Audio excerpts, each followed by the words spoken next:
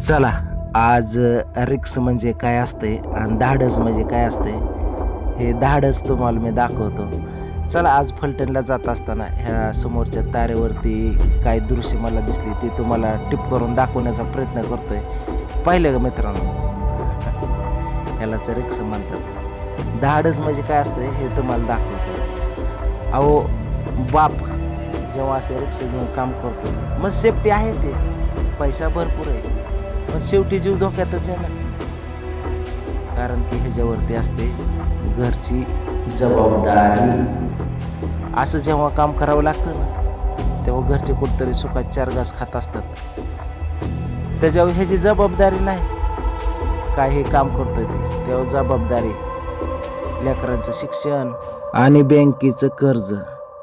अहो आम्ही उन्हात आहे म्हणून तुम्ही सावलीत आहे, लक्षात ठेवा.